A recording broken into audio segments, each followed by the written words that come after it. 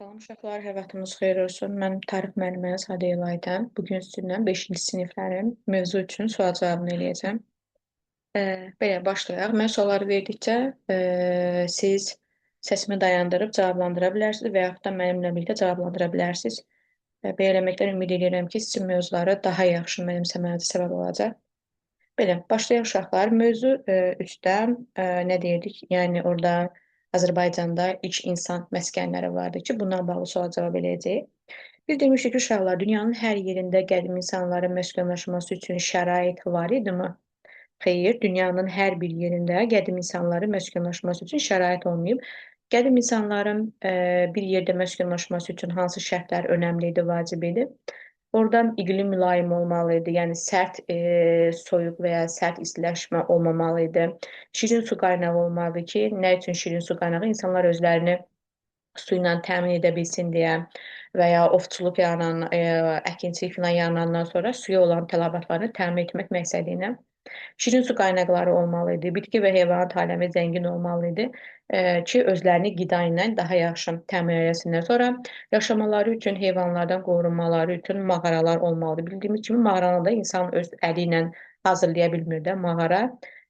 Təbii fəlakət nəticəsində, zəlzələlərin olması nəticəsində qaya parçalarının üstə düşüb və boşluq yaradırdı. Burada da insanlar heyvanlardan qorunmaq üçün istifadə olunur da. Biz bildiyimiz kimi mağaralar insanların ilk deyirik ki, evləri hesab olunur da, yəni ilk sığınacaqları hesab olunur deyirik uşaqlar.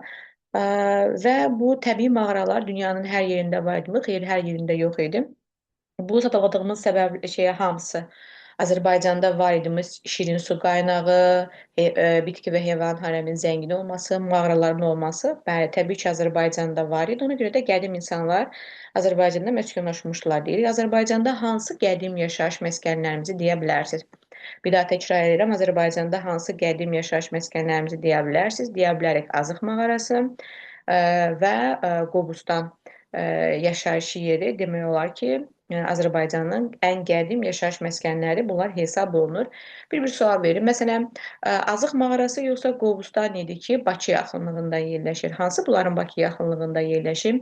Təbii ki, Qobustan Bakıdan 55 kilometr cənubda yerləşir. Yəni əgər xəritədə sual düşsə ki, Qobustan qədim yaşayış məskəni hansı şəhərdə yerləşir, hansı şəhəri işarələyəcəyik orada? Bakı şəhərini işarələyəcəyik. Azərbaycanda Qartalın burun hissəsini deyirik.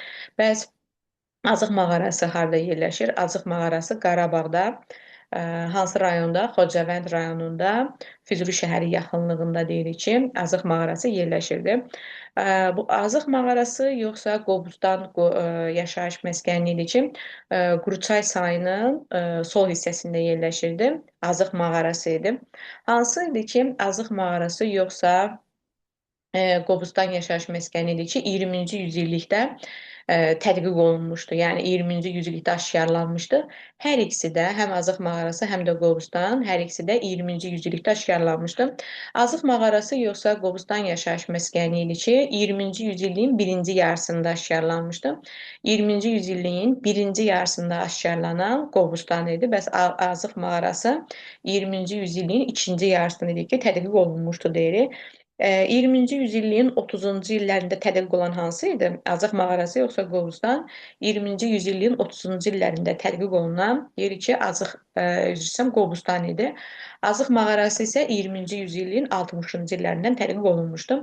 Azıq mağarası yoxsa Qobustan daha birinci tədqiq olunmuşdu alimlər tərəfindən.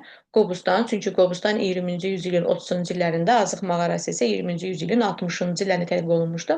Yəni dolayısıyla deyirik ki, Qobustan yəni daha əvvəl tədqiq olunmağa başlanmışdı deyirik. Belə, sonra belə bir sual verim uşaqlar. Deyirik ki, Azıq mağarası yoxsa Qobustanda yaşayan insanlar oddan istifadə ediblər. Hansı oddan istifadə edib? Hər ikisi də odla tanış idi. Hər ikisi də oddan istifadə edirdi. Bunu hardan bilirik? Azıq mağarasında ocaq izi var. Demək ki, buralar oddan istifadə ediblər. Qobustanda da şəkillər var. Alovun ətrafında yallı gedirlər. Bu da demək sübut edir ki, hər ikisi də ondan istifadə etmişdilər deyirik. Yaxşı, belə bir sual verim. Hansında Azıq mağarasında yoxsa Qobustan yaşayış məskənində məskunlaşan insanlar heyvanları əhəlləşdirməyə bacarmışdılar? Qobustanda yaşayan insanlar heyvanları əhəlləşdirməyə bacarırdılar. Hansı daha Hansında daha qədim insanlar məskunlaşıblar. Azıq mağarası daş dövrünün əvvəllərinə aiddir. Yəni ən qədim dövründə daş dövrünün əvvəllərinə aiddir. Qobustan isə daş dövrünün ortalarına aiddir. Yəni Azıqda insanlar daha əvvəl deyirik ki, neyləmişlər, məskunlaşmışdılar. Azıq mağarasını yoxsa Qobustanı deyirik ki, Tur Herdal tədqiqat işi aparmışdı. Turhiyədə harda tədqiqat işi aparmışdı? Qobustanda tədqiqat işi aparmışdı. Bəs Azıq mağarasında kim tədqiqat işi aparmışdı? Məmmədəli Hüseynov. Kim idi Məmmədəli Hüseynov? Mən əvvəlki dərsdə sual cavab eləmişdim onu. Məmmədəli Hüseynov arxeoloqumuz olmuşdu. Azıq mağarası və Qobustan yaşayış məskəni tədqiq olunan zaman Azərbaycanda hansı dövlət mövcud idi? Azərbaycan Sovet Sosialist Respublikası mövcud idi. Yəni Azərbaycan SSR-də deyirlər buna. 20-ci yüzilliyin 30 və 60-cı illərində deyirik. Yaxşı, belə bir sual vermiş uşaqlar. Deyirik ki, Azıq mağarasında nələr əldə olunmuşdu? Azıq mağarasından ayı kəlləsinin sümüyü, 18-22 yaşlı qadının alt çənə sümüyü, bir daha təkrar edirəm sualı, Azıq mağarasında nələr tapılmışdı desəm, ayı kəlləsinin sümüyü, 18-22 yaşlı qadının alt çənə sümüyü, ocaq izləri, insanların məşğul olduqları əmək alətləri, yəni yedikləri, ovladıkları heyvanların sümükləri tapılmışdı. Belə, bəs biz Azıq mağarası tədqiqat aparan zaman o dövr haqqında nələri öyrənirik? O dövr haqqında həmin dövrdə Azərbaycanın faunası haqqında, yəni hansı heyvanların sümükləri tapılıbsa, demək ki, vaxtı ilə Azərbaycanda həmin heyvanlar mövcud olublar. Məsələn, əmək alətlərinin orada görürük ki, çəkisi 4-5 kilo ağırlığında olur. Demək ki, həmin dövrdə insanlar daha böyük, yəni daha böyük makro deyirik buna, daha böyük makro əmək alətini istifadə edirdilər. Bunun da səbəbi o dövrdə heyvanların daha böyük olması və həmin bu əmək alətlərindən də onları ətlərini parçalamalarından filan istifadə edirdilər deyirik. Sonra belə bir sual vermiş uşaqlar. Bəs orada tapılan ayı kəlləsinin sümüyünün üzərində, ayı kəlləsinin üzərində nələr var idi? Deyirik ki, xətlər ayı kəlləsinin üzərində paralel şəkildə elə bil ki, cızıqlar var idi. Paralel şəkildə 7 dənə elə bil ki, yuxarı hissəsində deyirik ki, çəpəki formada da yəni ayı kəlləsinin alın hissəsində xətlər var idi. Bəs bu çəkilən cızıqlar nəyi sübut eləyirdi? Bu çəkilən cızıqlar həmin dövrdə Azıq mağarasında yaşayan insanların, yəni daş dövrünün əvvəllərində yaşayan insanların say sisteminə, say haqqında təsəvvürlərinin olduğunu sübut edir. Bəs belə bir sual verim uşaqlar. Azıq mağarasından aşkarlanan 18-22 yaşlı qadının alt çənə sümüyü təqribən neçə min il əvvələ aid desəm, deyəcəksiniz 350 min il əvvələ aid. Bəs ayı kəlləsinin sümüyü təqribən neçə min il əvvələ aiddir? Deyəcəksiniz 300 min il əvvələ aiddir. Bəs Qobustandan aşkarlanan Qaval daşın yaşı təqribən neçə min il əvvələ aiddir? Qaval daş 10 min il bundan əvvələ aiddir. Bəs desəm ki, Ağdamda Çalağan təpə adlanan yerdən tapılan həvəngdəstə təqribən yaşı nə qədər idi? Deyəcək ki, 8 min il əvvələ aiddir. Bəs bunları xronoloji ardıcıllıqla versəm, məsələn, Ağdamdan tapılan ərazisindən Çalağan təpə yaşayış masivindən tapılan həmin o həvəngdəstədir. Sonra desəm ki, məsələn, qadının alt çənə sümüyü, ayı kəlləsinin sümüyü, qavaldaş, bunların hamısını versəm, xronoloji ardıcıllıqla necə eləyərsiniz? Təbii ki, eradan əvvəldirsə, eradan əvvəl hadisələri necə götürürdük? Böyükdən kiçiyə doğru, düzdürmü?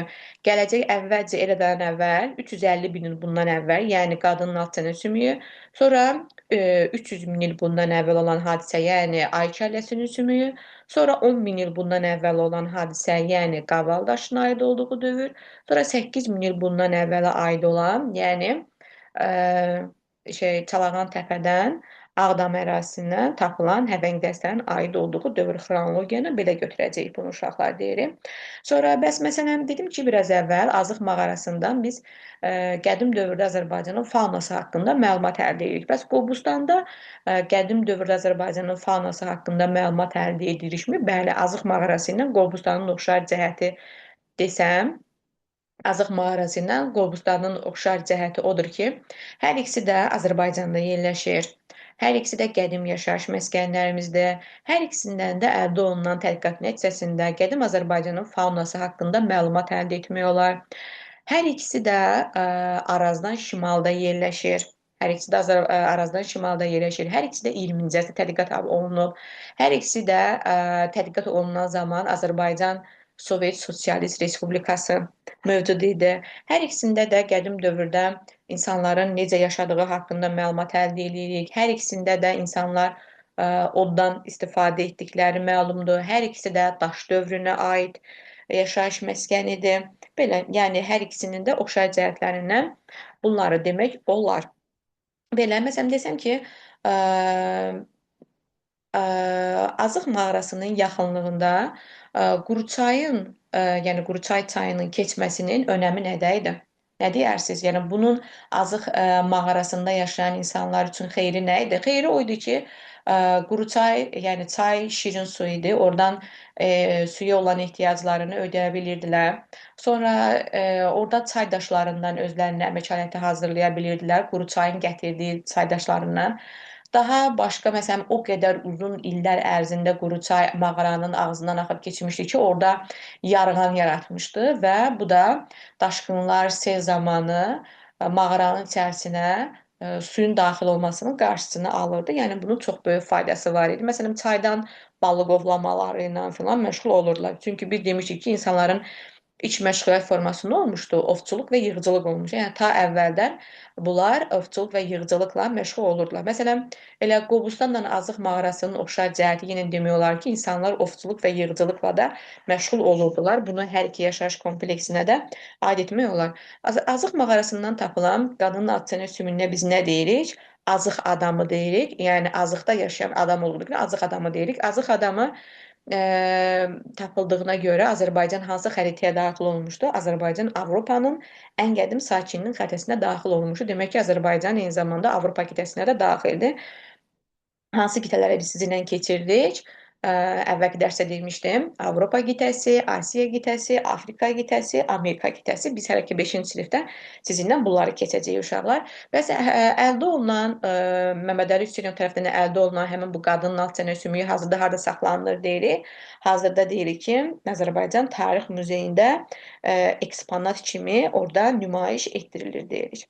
Bu da belə. Sonra belə bir sual vermiş uşaqlar. Deyirik ki, Azıq mağarası, yəni Qarabağ ərazisində yerləşir də, düzdürmü? Azıq mağarası nə vaxt idi ki, ermənilər tərəfindən işğal olunmuşdu? Azıq mağarası 1-ci Qarabağ müharibəsi zamanı ermənilər tərəfindən işğal olunmuşdu. 1-ci Qarabağ müharibəsinin illəri neçənci illərdir? 1-ci Qarabağ müharibəsinin illəri 1988-1994-cü illərə aiddir. Bir daha təkrar edirəm, özünüz üçün həmin bu mövzu üçün üzərində qeyd apararsınız. Oraya yazıb ki, 1-ci Qarabağ müharibəsi, 1-ci Qarabağ müharibəsinin ilini nə vaxt deyirik? 1988-1994-cü illərə aid edir ki, həmin il ərzində, həmin dövrdə müharibənin gedişatında Azıq mağarası ermənilər tərəfindən işğal olunmuşdu. Bəs Azıq mağarası ermənilər tərəfindən işğal olunandan sonra orada tədqiqat işləri davam etdirilmişdimi? Bəli, ermənilər hüquq normalarına zidd şəkildə həmin ərazidən yenidən tədqiqat işləri davam etdirilmişlər və orada əldə olunan məlumatları Ermənistanın adına qeyri-qanuni şəkildə dünya ictimaiyyətinə çatdırırdılar deyirik. Və eyni zamanda ora eksponatlar filan təşkil edirdilər. Eksponat demiş, eksponat nə deməkdir uşaqlar? Eksponat nə deməkdir desəm, deyərsiniz ki, hər hansı bir məqsədlə təşkil olunan qrup halında təşkil olunan səfərdir. Bir daha təkrar edirəm. Hər hansı bir məqsədlə qrup halında təşkil olunan səfərə biz nə deyirik? Eksponat deyirik, ekspedisiya deyirik uşaqlar. Eksponat muzeydə nümayiş olunan əşyadır. Ekspedisiya isə səfərdir deyirik. Eksponat muzeydə nümayiş olan əşya. Məsələn, Tarix muzeyinə yəqin ki, çoxunuz getmiş olarsınız. Tarix muzeyində Azərbaycanda aşkar olunan bir çox tapıntılar nümayiş olunur. Onlara biz eksponat deyirik uşaqlar. Bu da belə bir daha təkrar edeyim. Azıq mağarası harda yerləşirdi? Xocavənd rayonu Füzuli şəhəri yaxınlığında Quruçayın sol sahilində deyirik ki, Azıq mağarası yerləşirdi. Və dedi ki, Birinci Qarabağ müharibəsi zamanı erməni tərəfindən ələ keçirilmişdi. Bəs nə vaxt azad olunmuşdu? İkinci Qarabağ müharibəsi zamanı Müzəffər ordumuzun əsgərləri tərəfindən idi ki, azad olunmuşdu. İkinci Qarabağ müharibəsinin illərində deyirəm, üzərinə qeyd edeyim. Neçənci illərdə İkinci Qarabağ müharibəsi 2020-ci sentyabrın 2020 sentyabrın 27-sindən noyabrın 10-na kimi dedik ki, davam eləmişdi və orada biz Azıq mağarasının da aid olduğu yerləşdiyi rayonumuzu işğaldan azad eləmişik və ə, yəni Azərbaycan Respublikasının nəzarətinə keçmişdi deyirik. Bu da belə. Sonra dedik ki, uşaqlar Azıq mağarasından və oradan ocaq izləri tapılmışlar, düzdürmü? Bu da nəyi sübut edir? Demək ki, Azıq mağarasında insanlar oddan istifadə edirlər. Bəs bu oddan necə istifadə edirlər? Necə od əldə olunmuşdur? Biri var idi insanların ilk istifadə etdikləri od, təbii od, bir də süni od var idi, düzdürmü? Təbii odu necə əldə elədilər uşaqlar? Süni odu necə əldə elədilər? Təbii odu necə əldə edirdilər? Təbii oda dedik ki, tutaq ki, ildırım çaxırdı. İldırım çaxması nəticəsində meşələr yanırdı və yanmağa davam edirdi. Meşənin yanması nəticəsində görürdülər ki, heyvanların çoxsu orada ölürdü və yanmış heyvanın ətini yeyəndə görürlər ki, daha dadlıdır. Bir də görürdülər ki, alova tərəf heyvanlar, vəhşi heyvanlar alova yaxınlaşmırlar da.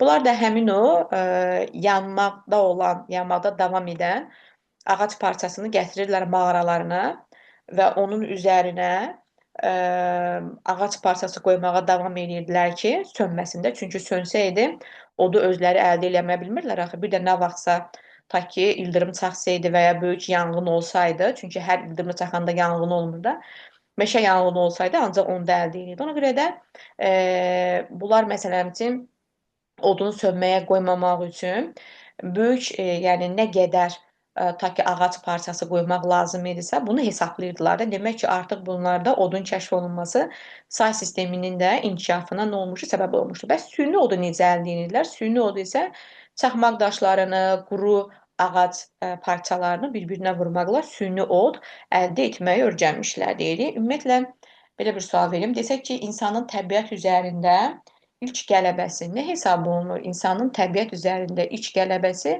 odun əldə olunması hesab olunur. Çünki odu əldə edərək vəhşi heyvanların öhdəsindən artıq gəlməyi bacarırdılar da deyirik.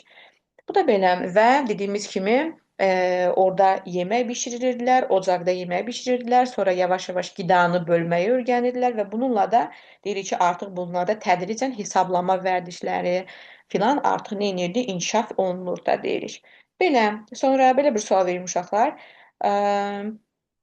Azıq mağarası ilə bağlı demək olar ki, hər şey üstünə sual cavab elədim. Tamam, belə bir sual verim. Məsələn, desəm ki, Azıq mağarasından əhəlləşdirilmiş heyvan sümükləri tapılmışdı. Bunu doğru götürərsiniz.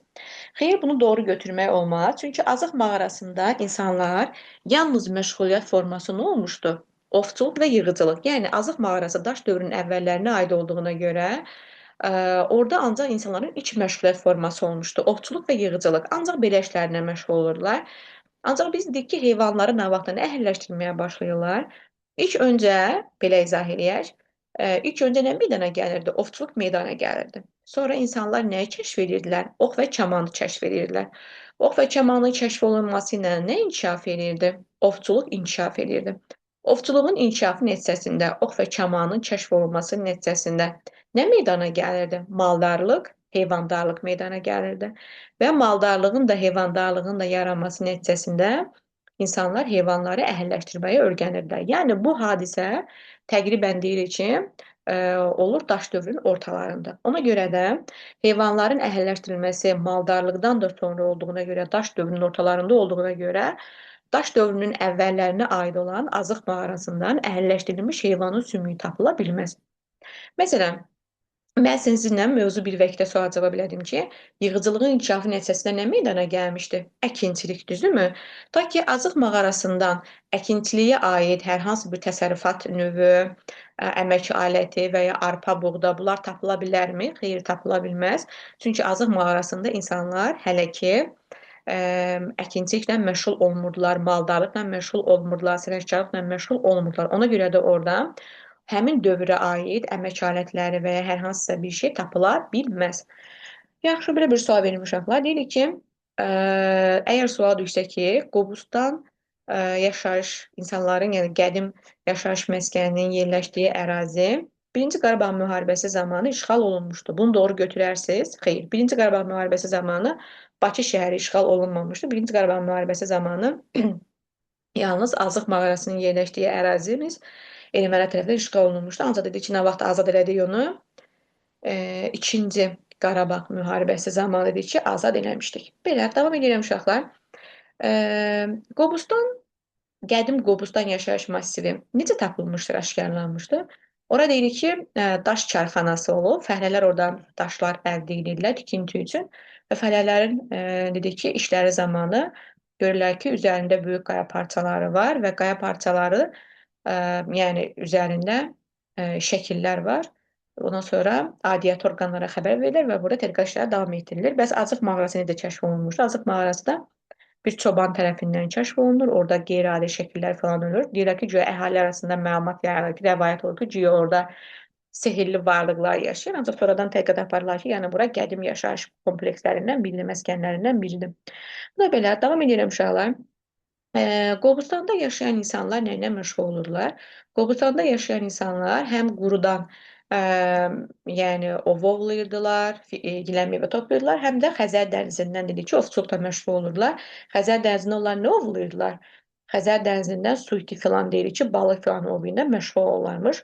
Balıq ovlayan zaman onlar nələrdən istifadə edirdilər desəm, balıq ovlayan zaman tordan, bir də harpundan istifadə edirlər. Bir daha təkrar edirəm, Qobustandakı insanlar dənizdən balıq ovlayan zaman nədən istifadə edirdilər? Tordan, bir də harpundan. Tor elə bir ki, indi də var da tor, elə Google-a balıq ovlamaq üçün tor yazsaz gələr. Belə hörüklü bir şey olur. Ora yem atırlar və balıq həmin o yemi yeyəndə sonradan elə bir ki, üzüb çıxa bilmir və torda qalır. İnsanlar da yəni sonra toru çıxarırlar və oradan balıqları da bişirib yeyirlər də. Harpun da niziyə oxşar bir şeydir. Elə bir ki, baş hissəsi deyirik ki, kəsici olur və ondan da balıq ovlanmasında istifadə olunur deyirik. Sonra belə bir sual verim uşaqlar. Deyirik ki, Qobustan yaşayış məskəninin bir hissəsi Xəzər dənizinə çıxır, bəs digər hissəsi nəyə əhatə olunub deyirik? Bir digər hissəsi də dağlarla əhatə olunub. Bir daha təkrar edirik. Deyirik ki, Qobustanda qədim insanlar yaşadığı ərazi həmin bu məskən bir tərəfi Xəzər dənizi ilə, digər tərəfi isə dağlarla əhatələnib. Eyni zamanda onun yəni bitki və heyvanat aləmi zəngin imiş ki, insanlar orada məskunlaşıblar da. Qobustanda məskunlaşan insanlar heyvanları əhəlləşdirməyə bacarıblarmı? Bəli, heyvanları əhəlləşdirməyə bacarmışlar. Bəs Azıq mağarasında yaşayan insanlar heyvanları əhəlləşdirməyə bacarmışlarmı? Xeyr, çünki o dövrdə hələ ki maldarlıq yox idi, əkinçilik yox idi. Heyvanları əhəlləşdirə bilmirdilər də Azıq mağarasının da yaşayan insanları zamanında. Bəs ilk əhəlləşdirilmiş heyvan hansı olmuşdu deyirik? İlk əhəlləşdirilmiş heyvan olmuşdu it. Ki, itin sümüyü falan orada dedik ki, aşağılanır da falan. Bu da belə. Sonra belə bir sual verim uşaqlar. Bəs Qobustanda olan dedik ki, üzərində, qaylaların üzərində, qaya parçalarının üzərində şəkillər var idi. Bəs bu şəkillərdən hansı məlumatları əldə edirik?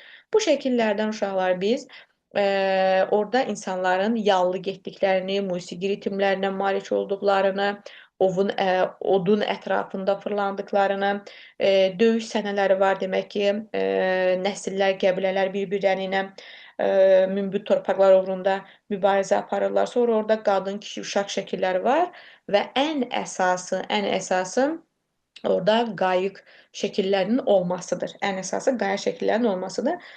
Qobustanda deyirik ki, hansı Avropa alimi gəlib tədqiqat işi aparmışdı? Qobustanda deyirik ki, Norveç alimidir ki, gəlib tədqiqat işi aparmışdı. Norveç Azərbaycan şəhəridirmi? Xeyr, Norveç Azərbaycan şəhəri deyil. Bəs Norveç alimi olan Thor Heyerdahl 20-ci yüzilin sonlarında gəlir. O tədqiqat işi düzdür. Qobustan 20-ci yüzilin 30-cu illərində tapılır. Ancaq Thor Heyerdahl daha sonra gəlir bura. 20-ci yüzilin sonlarında gəlir və Thor Heyerdahl burada araşdırmalar nəticəsində hansı qənaətə gəlir? Qənaətə, yəni hansı nəticələr əldə eləmiş olur? Thor Heyerdalın fikrinə görə Azərbaycan dünyanın ən qədim gəmiçilik mərkəzi olur. Halbuki bu vaxta kimi Norveçlilər özlərini dünyanın ən qədim gəmiçiləri hesab edirdilər. Ancaq Thor Heyerdahl bura gələndən sonra deyir ki, həqiqətən də Azərbaycanlılar daha Norveçlilərdən də daha əvvəl qayıq hazırlaya bilirlərmiş, gəminin ilkin versiyasını hazırlaya bilirlərmiş. Bu bir qənaəti. İkinci o nəticəyə gəlir ki, bəs Vikinglər, məsələn Norveçdə yaşayan xalqlarda Vikinglər, hansı ki bu deyirik ki, gəmiçiliyin ilk mərkəzini onlar eləyiblər. Thor Heyerdahl deyir ki, Norveçdə yaşayan Vikinglər məhz Azərbaycandan gediblər. Onlar Azərbaycandan gedib məskunlaşıblar, çünki Azərbaycan gəmiçiliyin ən qədim məskənidir. Və o belə bir qənaətə gəlir ki, bu qayığı hazırlamaq üçün xüsusi bir qamış növü lazımdır ki, hər qamışdan bunu hazırlamaq olmaz. Thor Heyerdalın fikrinə görə Qobustanda yaşayan insanlar da bu xüsusi qamış növünü istifadə ediblər. Qobustanda yaşayan insanlarla bərabər başqa kimlər də hansı xalqda deyirik ki, həmin bu qamış növündən özlərinə sallar hazırlayırdılar, yəni gəmilər hazırlayırdılar, qayıqlar hazırlayırdılar. Misirlilər. Demək, Misirlilərlə Qobustanda yaşayan insanların oxşar cəhətidir ki, özlərinə qamışdan qayıqlar hazırlayırlarmış da deyilir. Thor Heyerdahl həmin bu qamış növünü axtarmaq üçün tədqiqat işinə başlayır. Azərbaycanın hansı hissəsindən başlayır və harda əldə eləyir? Hansı hissəsindən tədqiqat işinə başlayır desəm, deyəcəksiniz ki, Xaçmaz rayonunun Yalama qəsəbəsindən, bir daha təkrar edirəm, Xaçmaz rayonunun Yalama qəsəbəsindən başlayaraq tədqiqat işinə aparılır, ancaq orada tapılmır. Ta oradan Azərbaycanın cənubuna doğru gəlirlər, irəliləyirlər və Səlyan yaxınlığından həmin o qamışın xüsusi növü əldə olunur. Hardan əldə olunur həmin o qamışın xüsusi növü? Səlyan yaxınlığında. Qobustanda mağaralar var idimi? Bəli, əlbəttə ki, Qobustanda mağaralar olub ki, insanlar da orada məskunlaşıblar. Qobustanda biz heyvan təsvirləri ilə orada bilirik ki, insanlar hansı heyvanları ovlayırlarmış. Yəni oradakı şəkillər bizə çox şey ifadə eləyir deyirik. Düzdür, onlar yazı ilə tanış deyillərmiş. Ancaq onların qayaüstü təsvirləri bizə o dövrdə yaşayan insanlar haqqında, yəni çox böyük bir məlumat əldə etməyimizə səbəb olur deyirik. Bu da belə. Sonra Qobustanda dedik ki, uşaqlar yallı təsvirləri var idi, düzdürmü? Yallı təsvirləri olması onların nəyi sübut edirdi? Yəni musiqi ritim duyularının olmasını sübut edirdi. Orada deyirik ki, qaval daş aşkarlanır, hansı ki böyük bir daş idi və 2 dənə də kiçik daşlar aşkarlanır. Onları həmin o iki kiçik daşı böyük qaya parçasına vuranda cingiltili musiqi ritimləri deyirik ki, meydana gəldi və biz də buradan bilirik ki, insanların qaval daşda ətrafında yallı gedirlərmiş. Bəs bu qaval daşdan ancaq elə rəqs zamanı istifadə edirdilər. Xeyr, qaval daşdan təhlükə zamanı ya heyvanların hər hansı bir hücumu zamanı və ya qonşu tayfanın, qonşu nəslin, qonşu qəbilənin hücumu zamanı insanları xəbərdar etmək üçün bu qaval daşdan da istifadə edirlər. Təqribən neçə min il əvvələ aiddir deyirik. Qaval daş təqribən 10 min il bundan əvvələ aiddir deyirik. Bu da belə uşaqlar. Sonra başqa məsələm üçün Qobustanla bağlı nə sual cavab edə bilərəm? Dedi ki, Thor Heyerdahl burada tədqiqat işi aparan zaman Qobustanı necə adlandırmışdı? Qobustanı açıq səma altında muzey adlandırmışdı. Belə, Vikinglər kimlər idi desəm, Vikinglər Skandinav mənşəli xalq idilər. Bir daha təkrar edirəm, Vikinglər kimlər idi? Vikinglər Skandinav mənşəli xalq idilər deyirik. Azaq mağarası yoxsa Qobustan qoruğu idi ki, UNESCO tərəfindən qorunur. Bir daha təkrar edirəm. Azıq mağarası yoxsa Qobustan qoruğu UNESCO tərəfindən qorunur desəm, Qobustan qoruğu UNESCO tərəfindən qorunur. Azıq mağarası yox. UNESCO nə deməkdir? UNESCO Birləşmiş Millətlər Təşkilatının təhsil, elm, mədəniyyət üzrə ixtisaslaşmış qurumudur. Qısa şəkildə bunu B, B, M, T yazırlar. Birləşmişin B-sı, millətlərin baş hərfi M-sı, bir də təşkilatın T-sı. Qısa şəkildə testlərdə B, M, T kimi də görə bilərsiniz ki, BMT-nin elm, təhsil, mədəniyyət üzrə ixtisaslaşmış qurumudur. Belə, sonra məsələn, belə bir sual verim uşaqlar sizə. Dedi ki, kimin fikrinə görə Vikinqlər məhz Azərbaycandan köç eləyiblər? Tur Hedalın fikrinə görə köç zamanı Vikinqlər Azərbaycandan dedi ki, köç etmişdilər. Sonra dedik ki, Qobustanda həmin bu aşkar qədim insanların yaşadıkları aşkar olunan yerdə hazırda nə kimi fəaliyyət göstərir? Qobustan dövlət tarix və bədii qoruğu deyirik ki, orada fəaliyyət göstərir. Çoxunuz bəlkə də məktəb turları ilə müəllimləriniz Qobustana da aparmış olar. Yəni həmin bu tarixi yerlərimizi ümid edirəm ki, hamınız gedib görmüş olarsınız uşaqlar. Belə, sonra Misirlilər kimlər idi dedik? Misirlilər də xüsusi qamış dedik ki, növündən Qobustanda yaşayan insanlar kimi özlərinə qayıq hazırlamağı neyləmişlər, bacarmışdılar deyirik. Qayığın ucunda deyirik ki, günəşə oxşar təsvirlər var idi. Belə, məncə uşaqlar mövzu 3-lə bağlı demək olar ki, sizinlə hər şeyi demək olar ki, sual-cavab elədim. Nə suallarınız olsa, rəy bölməsində yazıb soruşa bilərsiniz. Hələlik, sağ olun. Salam uşaqlar, hər vaxtınız xeyir olsun. Mən tarix müəlliməniz Hadiyə Aytən. Bugün sizinlə 5-ci sinif Azərbaycan tarixi mövzu 4-ün sual-cavabını eləyəcəm uşaqlar. Mövzu 4-də nədən bəhs olunurdu? Bu əmək alətləri necə yarandı? O mövzunu sual-cavab eləyəcəm sizinlə.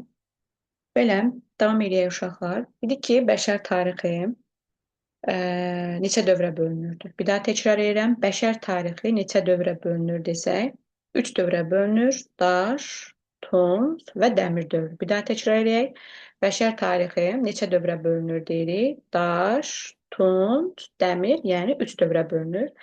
Bəs nədən asılı olaraq biz bəşər tarixini 3 dövrə bölürük? Nə üçün bəşər tarixi 3 dövrə bölünürdü? Qədim insanların əldə etdikləri silahların, əmək alətlərinin, məişət əşyalarının hazırladıkları xammalın növünə görə. Yəni, əgər yaşadıkları dövrdə ən çox daşdan istifadə edirlərsə, biz bu dövrə daş dövrü deyirik. Ən çox əmək alətlərini, silahlarını dəmirdən hazırlayırlarsa, biz bu dövrə dəmir dövrü deyirik.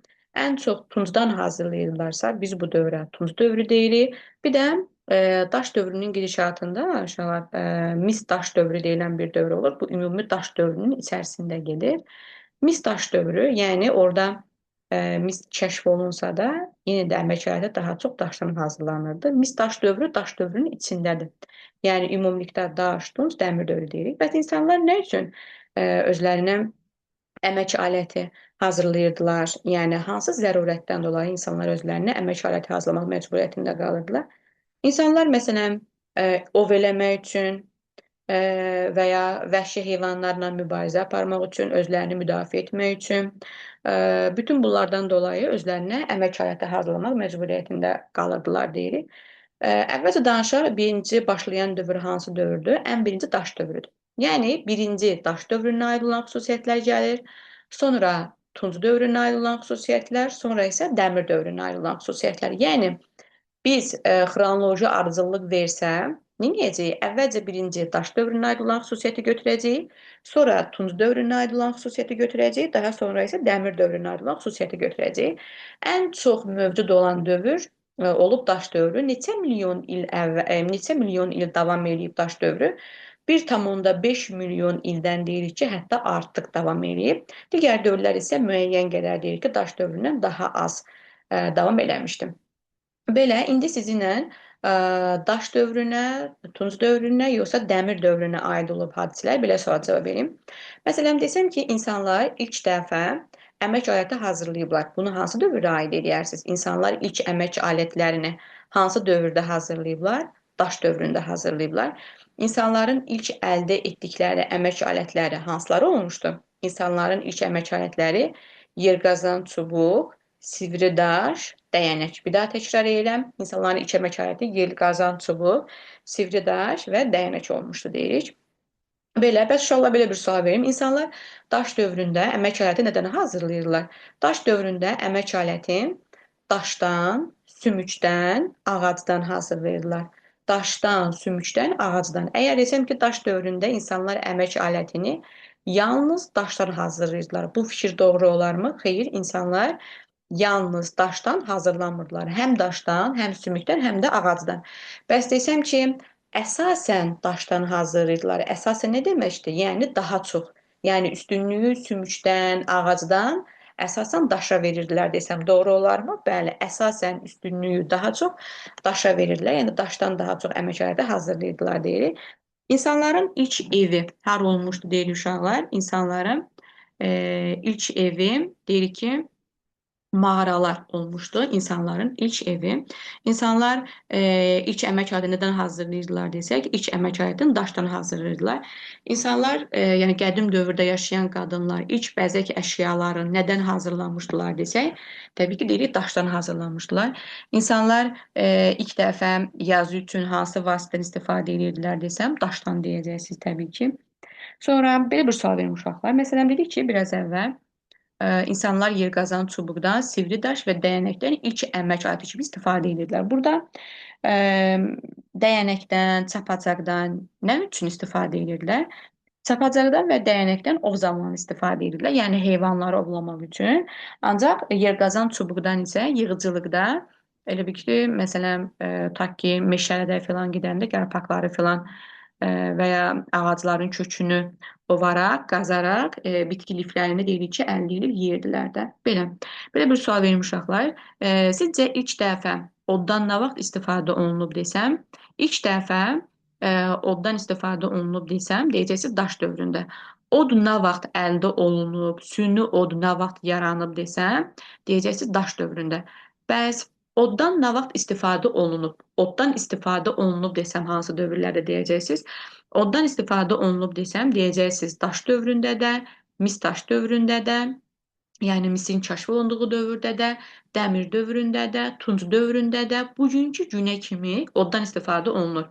Demək, ilk dəfə oddan istifadə olunub desəm, daş dövründə, daş dövrünün ta əvvəllərində odla tanışlıq olub, daş dövrünün ta əvvəllərində oddan istifadə olunub desəm, daş dövründə, mis daş dövründə, tunc dövründə və dəmir dövründə deyəcəksiniz uşaqlar. Sonra belə bir sual verin uşaqlar. Məsələn, sual düşsə ki, insanlar ilk dəfə hansı dövrdə daş, tunc, yoxsa dəmir dövründə ilk dəfə metalla tanış olmuşdular? Bir daha təkrar edirəm. İnsanlar ilk dəfə daş, tunc, yoxsa dəmir dövründə idi ki, metalla tanış olmuşdular? İnsanlar ilk dəfə daş dövründə metalla tanış olmuşdular.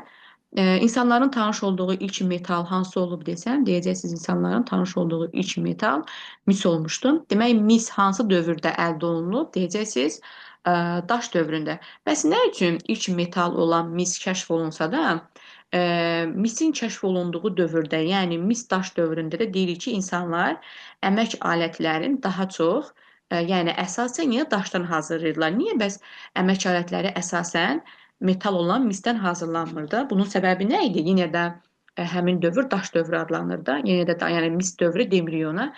Nə üçün? Çünki insanlar bütün əmək alətlərini tamamilə misdən hazırlamırlar. Bunun səbəbi misin tez qırılgan olması idi deyirik. Davam edirəm uşaqlar. Daş dövrünə hansı yaşayış komplekslərini aid etmək olar? Daş dövrünə Azıq mağarasını, bir də Qobustan yaşayış kompleksini aid etmək olar.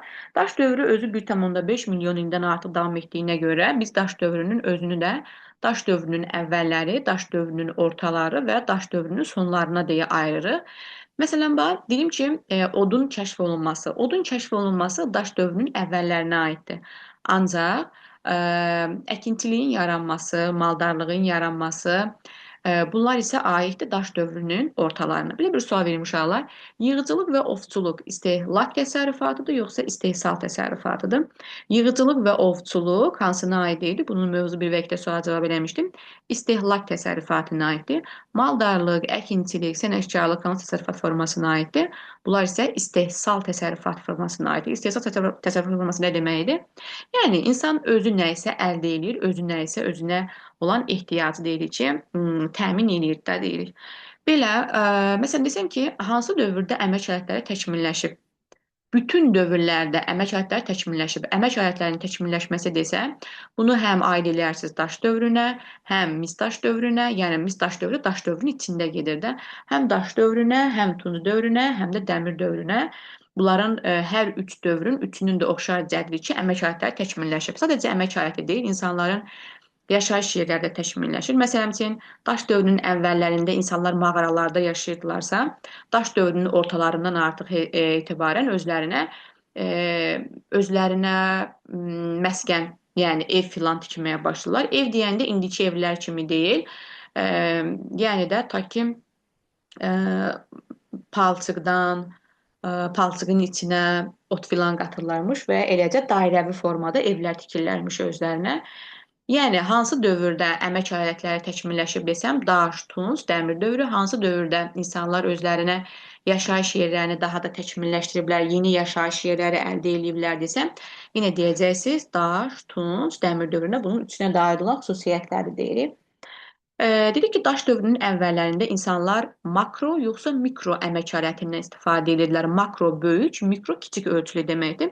Daş dövrünün əvvəllərində daha böyük, məsələn, dedim ki, Azıq mağarasından 4-5 kilo ağırlığında əmək aləti idi. Ancaq sonradan əmək alətləri daha da təkmilləşərək daha kiçik versiya halında olurdu. Bəs bu daha kiçik mikro əmək alətini nədən hazırlayırdılar insanlar? İnsanlar daha kiçik mikro ölçülü əmək alətlərini çaxmaq daşından, sonra dəvəgözündən, yəni dəvəgözü vulkan işlə demək olardı. Ondan daha zərif, daha kiçik ölçülü əmək aləti hazırlayırdılar. Və təbii ki, əmək aləti təkmilləşdikcə daha zərif əmək alətləri əldə olunurdu da deyil. Sonra belə bir sual vermiş Allah. İnsanın təbiət üzərindəki ən böyük qələbəsi hansı? Yəni ilk böyük daha doğrusu qələbəsi desəm, insanın təbiət üzərində ilk böyük qələbəsi odun əldə olunması. Bəs insanın nəyi kəşf eləməsi? İnsanın öz beyninin, şuurunun nəticəsidir. Yəni təbiətdə onu oxşar hər hansı bir hadisə, hər hansı bir heyvan, hər hansı bir bitki filan yoxdur. Bu ox və kamandır ki, insan şuurunun sırf özünün məhsuludur deyirik. Bəs insanın şuurunun inkişaf etməsinin səbəbi nə idi? Odun əldə olunması, ocaqda qida hazırlanması, yemi əmək alətlərinin meydana gəlməsi, bunlar hamısı insan şuurunu getdikcə daha da yaxşı inkişaf etməsinə səbəb olurdu və insanlar özlərinə lazım olan əmək alətlərini, dedik ki, yeni əmək alətləri meydana gətirirlər. Məsələn üçün dedik ki, hər dövrdə yeni əmək aləti meydana gəlirdi, düzdürmü? Yeni əmək alətlərinin meydana gəlməsinin səbəbi desəm nə deyərsiniz? Bir daha təkrar edirəm, yeni əmək alətlərinin meydana gəlməsinin səbəbi də desən nə deyərsiniz? Odun kəşf olunması yeni əmək alətinin meydana gəlməsinə səbəb olub. Sonra məsələn ocaqda qida hazırlanması yeni əmək alətinin meydana gəlməsinə səbəb olub. İqlim dəyişkənliyi yeni əmək alətinin yaranmasına səbəb. Məsələn, deyə bilərsiniz ki, müəllimə, iqlim dəyişikliyi hansı yeni əmək alətinin yaranmasına səbəb ola bilər ki? Məsələn, buzlaşmanın olması, hava şəraitinin soyuq olması insanların özlərini isti paltarla təmin etmələrini tələb eləyirdi. Bunun üçün də insanlar xəz dərili, məsələn, üçün ayını filan dərisini ayırırdılar ətindən və ondan özlərinə paltar tikirdilər. Bu da tikmək üçün təbii ki, nə lazım idi? Biz lazım idi, iynə lazım idi. Bunun üçün də yəni əmək alətləri, yeni əmək alətləri yaranır. İstiləşmənin olması, soyuqlaşmanın olması, yəni iqlim dəyişikliyi deyə bilərik. Sonra məsələn, əkinçiliyin yaranması deyə bilərik, maldarlığın yaranması deyə bilərik ki, bunlar yeni əmək alətlərinin yaranmasına səbəb olublar. Məsələn, maldarlıqla əkinçiliyin inkişafı dedik ki, sənətkarlığın yaranmasına səbəb olurdu. Sənətkarlar da xüsusi sobalarda gildən saxsı qablar hazırlayırdılar ki, hansı ki əkinçilər, maldarlar həmin o xüsusi qablarda özlərinə lazım olan ta ki süd idi, yağ idi heyvanın, arpa, buğda bunları saxlayırdılar. Demək ki, bunların da yaranması yeni əmək alətlərinin yaranmasına səbəb olmuşdu və ya insan şuurunun inkişafı deyə bilərik ki, yeni əmək alətinin yaranmasına səbəb olmuşdu. Belə, məsələn, ox və kaman hansı dövrdə kəşf olunmuşdu desəm, uşaqlar daş dövründə, tunc dövründə yoxsa dəmir dövründə deyərsiniz. Ox və kaman kəşf olunub desəm, daş dövründə deyəcəksiniz. Ox və kaman nə vaxt kəşf olunub desəm, daş dövründə deyəcəksiniz. Daş dövründə insanlar hansı kollektiv halında yaşayırdılar? Daş dövründə ilk insan kollektivi meydana gəlib, bir də nəsil və ya qəbilə halında yaşayıblar. Bir daha təkrar edirəm, daş dövründə İlk insan kollektivləri meydana gəlir və ya nəsil, qəbilə, daş dövründə insan kollektivləri olmuşdu. Tayfa hansı dövrdə meydana gəlmişdi? Tayfa Tunc dövründə meydana gəlmişdi. T-la T-nı yadda saxlaya bilərsiniz. Tayfanın baş hərfi T-la, Tunc dövrünün baş hərfi T-nı yadda saxlaya bilərsiniz. Sonra təbəqələşmə hansı dövrdə meydana gəlmişdi desəm, təbəqələşmə Tunc dövründə. Burada da T-la T-nı yadda saxlaya bilərsiniz. Təbəqələşmə ilə tayfa, tayfa birliyi, bunlar hamısı Tunc dövründə meydana gəlmişdilər. Təbəqələşmə nə deməkdir? Təbəqələşmə varlı insan təbəqəsi ilə kasıb insan təbəqəsinin meydana gəlməsi deməkdir. Maldarlıq daş dövründə, Tunc dövründə, yoxsa dəmir dövründə meydana gəlib desəm, maldarlıq daş dövründə, hətta daş dövrünün ortalarında meydana gəlmişdi. Sonra əkinçilik hansı dövrdə meydana gəlmişdi? Əkinçilik daş dövründə meydana gəlmişdi. Hətta daş dövrünün ortasında da daha dəqiq desəm meydana gəlmişdi. Bəs biraz əvvəl dedim ki, ox və kaman kəşf olunub, yəni ixtira olunub daş dövründə, daş dövrünün ortalarında. Bəs ox və kamandan istifadə olunub desəm və ya ox və kaman mövcud olub desəm, hansı dövrlərdə deyərsiniz? Daş dövründə, Tunc dövründə, dəmir dövründə. Yəni uşaqlar, bir şey bir dəfə kəşf olunur, yaranır, meydana gəlir. Ondan sonraki bütün dövrlərdə bundan istifadə olunur. Yəni ox və kaman daş dövründə kəşf olunub, daş dövründən sonraki bugünkü günümüzə kimi ox və kaman istifadə olunur. Məsələn, maldarlıq mövcud olub, əhali heyvandarlıqla məşğul olub desəm, daş dövründə, Tunc dövründə, dəmir dövründə, hətta deyək ki, daş dövrünün tərkibində olan mis daş dövründə də. Yəni kəşf olunduğu dövrdən sonra nələr gəlirsə hamısında. Biz də ardıcıllıqla deyirik ki, birinci daş dövrü gəlir, sonra Tunc dövrü gəlir, sonra dəmir dövrü. Əgər daş dövründə kəşf olunubsa, Tunc dövründə də dəmir dövründə buna istifadə olunur. Məsələn, bağçılıq, bostançılıq, üzümçülük, şərabçılıq hansı dövrdə kəşf olunub, hansı dövrdə meydana gəlib desəm, bağçılıq, bostançılıq, üzümçülük deyəcəksiniz ki, Tunc dövründə. Bəs bağçılıq, bostançılıq, üzümçülük, şərabçılıq istifadə olunub, mövcud olunub desəm, deyəcəksiniz həm Tunc dövründə, həm də dəmir dövründə.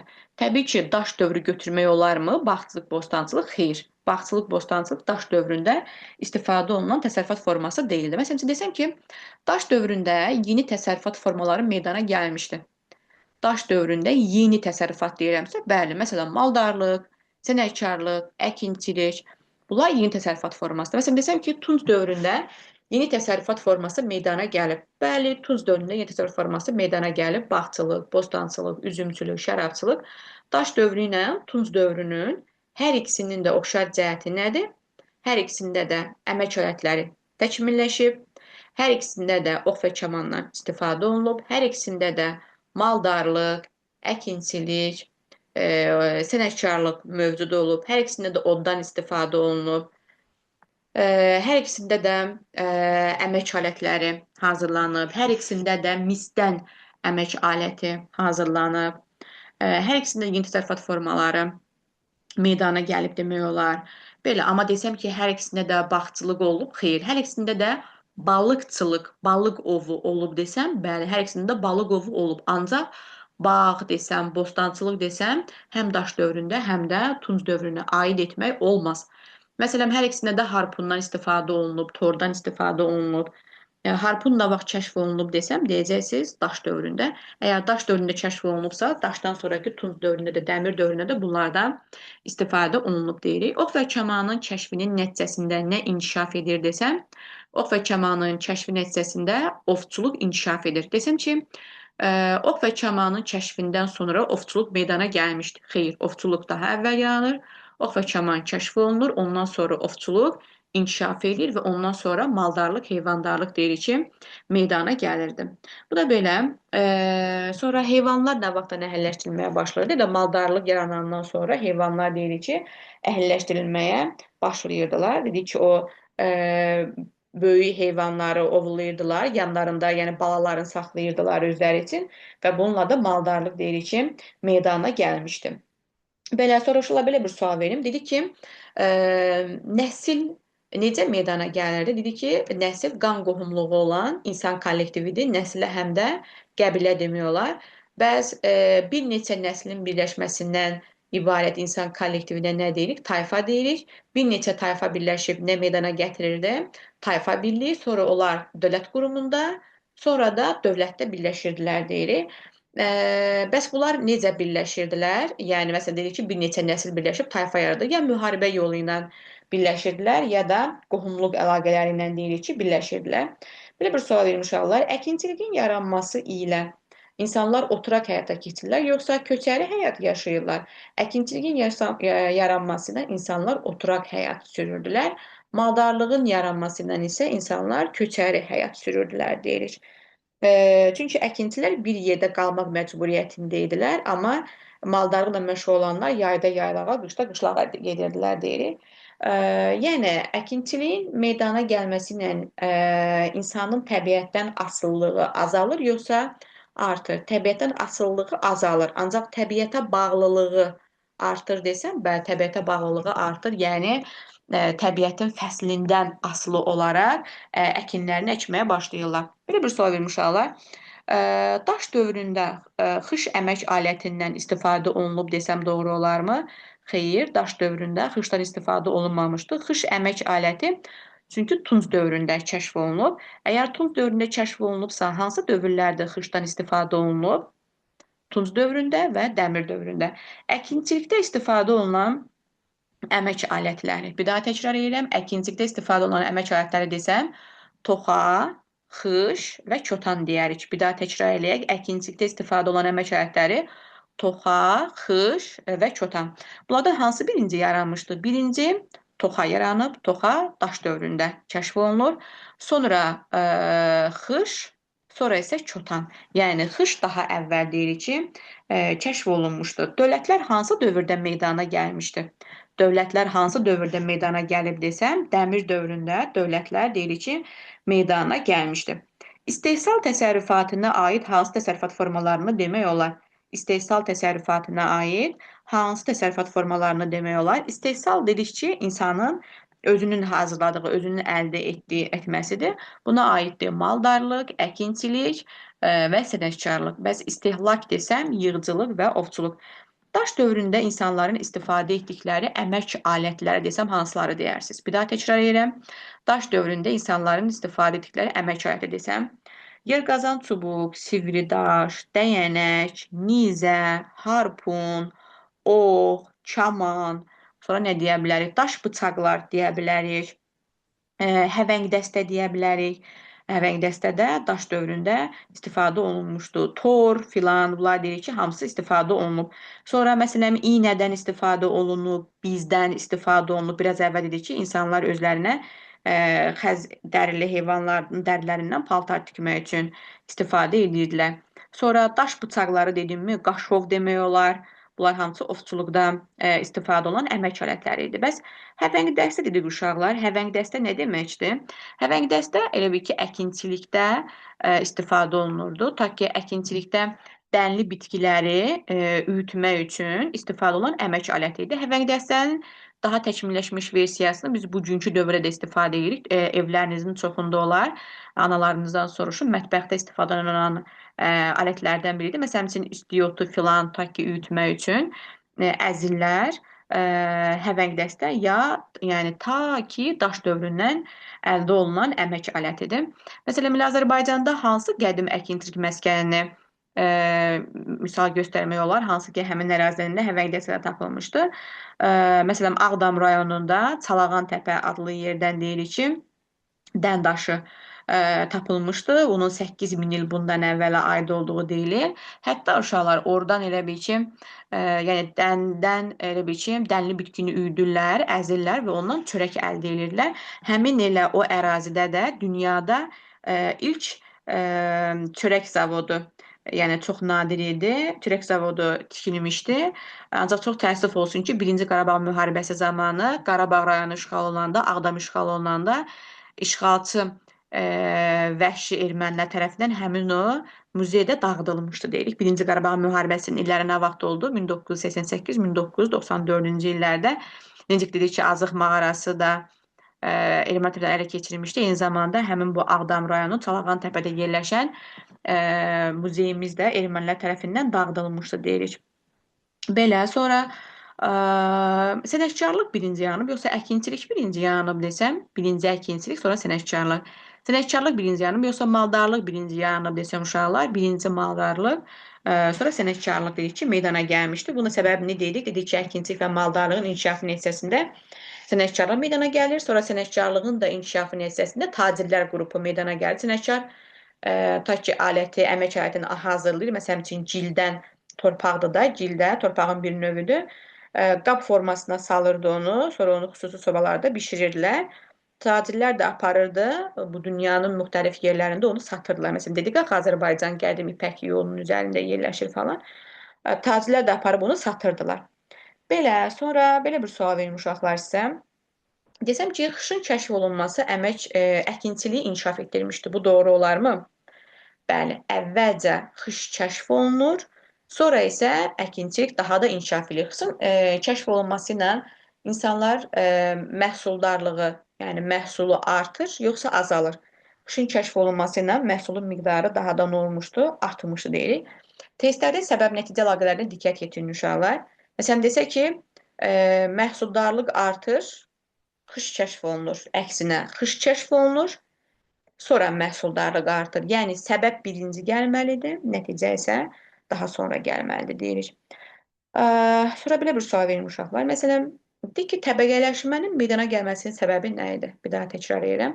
Təbəqələşmənin meydana gəlməsinin səbəbi nə idi? Dedik ki, Tunc dövründə xışın kəşf olunması ilə məhsuldarlıq artırdı. Artıq qalan məhsulu kim götürünmə? Məsələn, üçün tutaq ki, 500 ton taxıl əldə ediblər. Tayfa birliyində və ya tayfada yaşayanda ta ki 200 nəfər adam var. 200 nəfərin hamısına ta ki 10 kilo 10 kilo taxılı paylayırlar. Təbii ki 500 kilodursa, yəni burada artıq qalır da və ya 500 tondusa tutaq ki də, yəni çox taxıl əldə ediblər. Artıq qalan məhsulu ya tayfa başçısına, ya ağsaqqala, ya kahinlərə verirlərmiş. Kahinlər, ağsaqqallar, tayfa başçıları, qəbilə başçıları, bunlar elə bil ki, yəni çox az olurdular da. Onlara qalırdı artıq qalan məhsul və artıq qalan məhsulda olan şəxslər varlanmağa başlayırdılar. Və beləliklə də təbəqələşmə meydana gəlirdi. Təbəqələşmə varlı və kasıb deməkdir. Hansı dövrdə edib təbəqələşmənin meydana gəlməsi? Tunc dövründə. Təbəqələşmə mövcud olub desəm, Tunc dövründə və Dəmir dövründə deyəcəksiniz. İnsanların əldə etdiyi ilk metal hansı olub desəm, mis deyəcəksiniz. Mis hansı dövrdə əldə olunmuşdu desəm, deyəcəksiniz daş dövründə.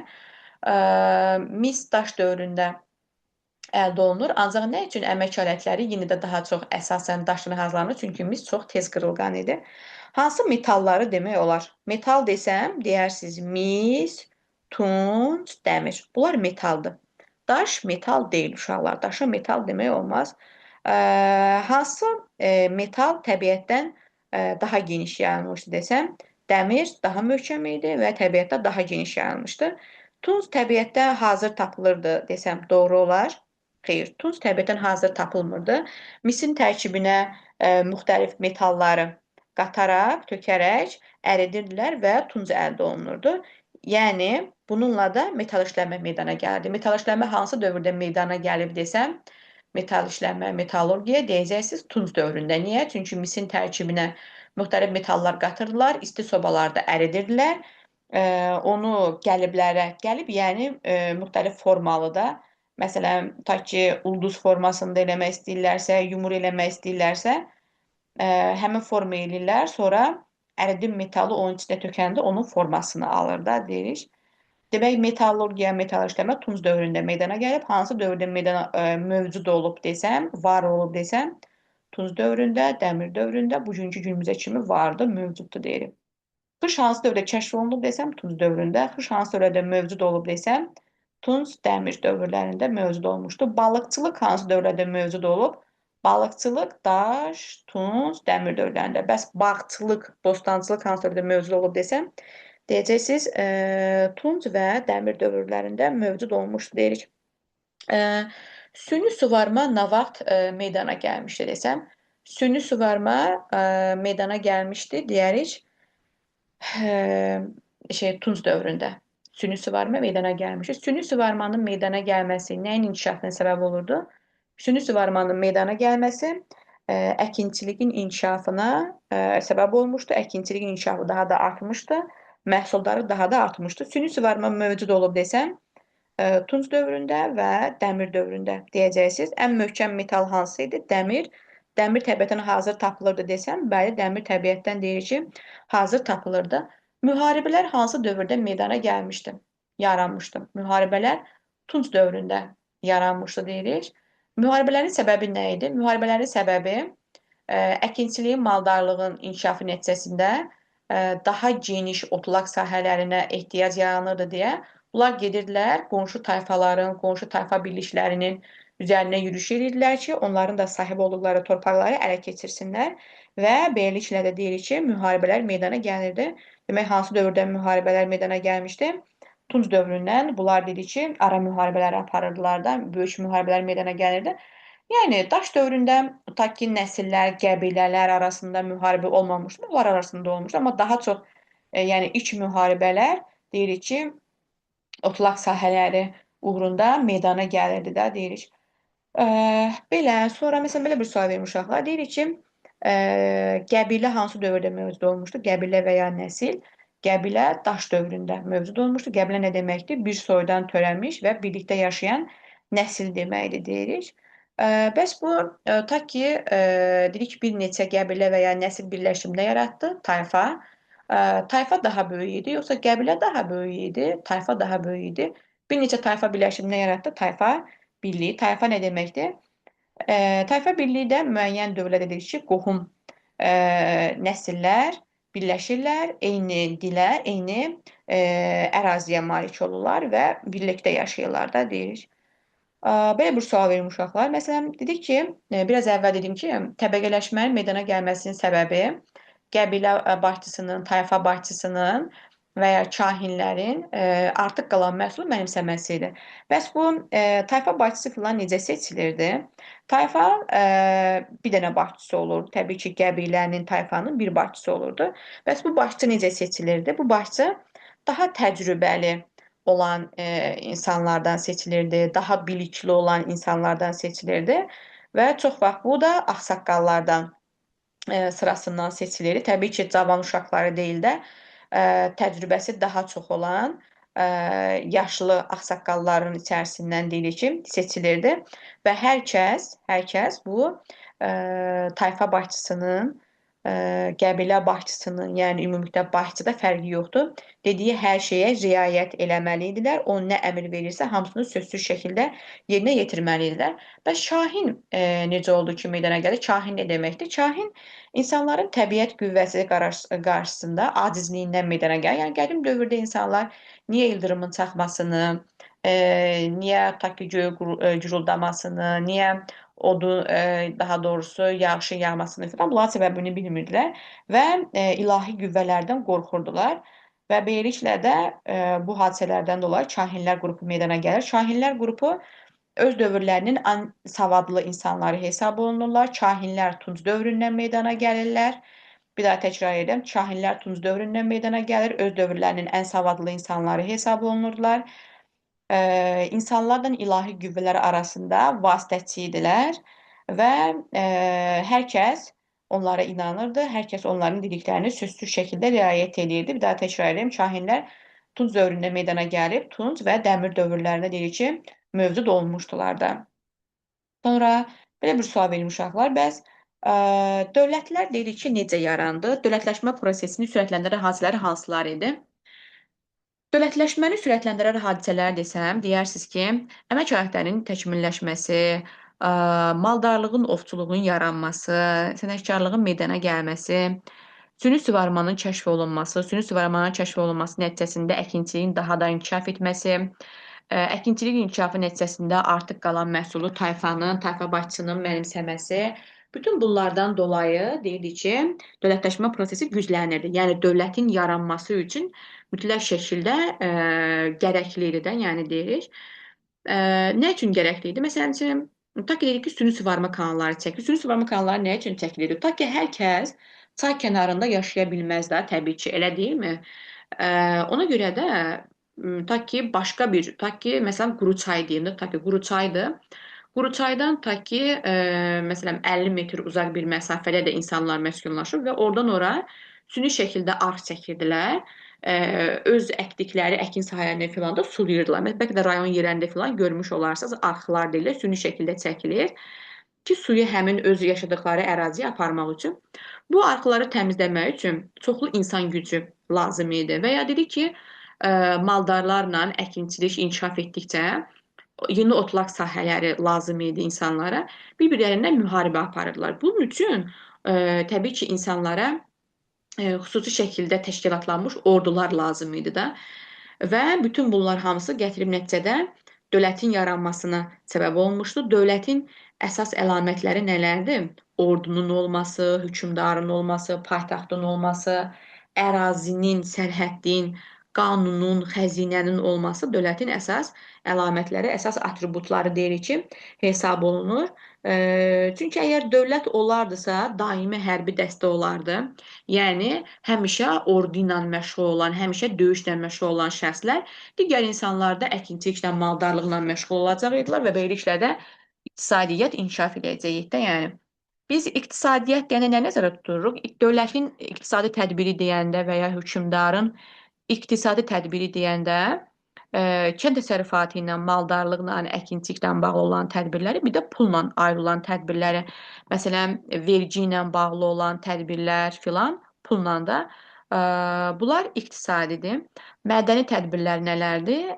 Mədəni tədbir körpünün salınması, kitabların yazılması, məscidlərin tikilməsi, körpülərin salınması, bunlar mədənidir. Siyasi müqavilə imzalanması, tutaq ki, iki dövlət arasında müharibənin aparılması siyasidir, danışığın aparılması siyasidir. İnzibati nədir bəs? İnzibati, tutaq ki, paytaxt dəyişikliyi, ərazi ilə bağlı olan hər şey inzibatidir. Sonra, məsələn, sosial əhali ilə bağlı olan, əhali sözü varsa, bu cümlə sosial tədbirlərdir. Məsələn, deyirsən ki, əhalinin, tutaq ki, deyirik ki, İranzu əhalinin vəziyyətinin yaxşılaşdırılması ilə bağlı tədbirlər keçirilmişdir. Bu, sosial tədbirlərə aiddir. Belə siyasini dedim, inzibatini dedim, sosialı dedik, iqtisadini də dedik. Bunların hamısını daxili və xariciyə də ayırmaq olar. Süni suvarmanın da məncə ayrı olanları dedim. Demək olar ki, mövzu məncə deyəsən ola bilər ki, 5-i də burada sual cavab eləmiş olum. Məncə deyəsən elə kahinlər, dövlətlər mövzu 5-in içərisində olmalı idi. Belə uşaqlar, siz dəfələrlə bu səslərimə qulaq asasınız. Bu verdiyim mövzuları mütləq şəkildə hamısını əzbərləmiş olacaqsınız. Hələlik sağlıqla qalın. Nə sualınız olsa, cəy bölməsinə yazıb soruşa bilərsiniz.